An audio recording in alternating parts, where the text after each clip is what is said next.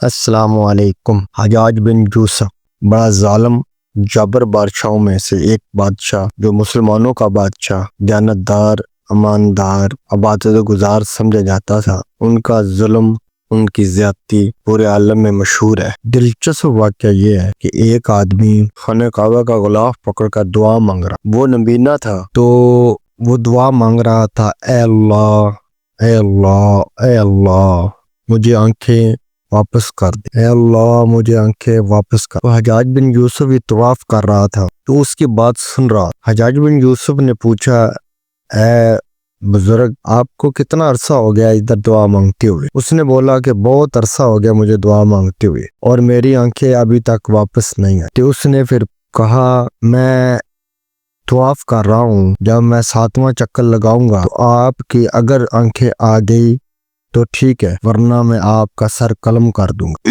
اس بزرگ آدمی کو، نبینے آدمی کو بہت، جب اس نے زور سے رونا شروع، گڑگڑانا شروع کیا، اے اللہ، اب تو جان بھی جائے گی، آنکھیں تو پہلے نہیں ہیں، اب جان بھی جائے گی۔ اس نے گڑگڑا کر اللہ سے دعا کی۔ تو جب حجاج بن یوسف نے 7واں چکر پورا کیا کہ اس نبینے کی آنکھیں واپس آ چکی، تو وہ نبینا بھی بہت حیران تھا کہ میں نے 20 سال سے دعا مانگ رہا ہوں تو آنکھیں واپس نہیں آئی، اب 7ویں چکر پر آنکھیں واپس آ گئی ہیں۔ تو اس نے پوچھا، یہ کیا واقعہ ہے؟ اس نے، حجاج بن یوسف مسلمانوں کا بادشاہ، تقوی والا بادشاہ تھا، اس نے کہا، آپ 20 سال سے بے دھیانی سے دعا مانگ رہے تھے، آپ کا دھیان کہیں اور تھا، اور بس زبان سے کہہ رہے تھے، اے اللہ میری آنکھیں واپس کر دو، اے اللہ میری آنکھیں واپس کر دو۔ تو جب آپ دل سے دعا مانگیں تو پھر اللہ دعا قبول کر۔ آپ نے اب اس خوف سے دعا مانگی کہ اب میری جان بھی جائے گی، اس خوف کے ڈر سے، خوف سے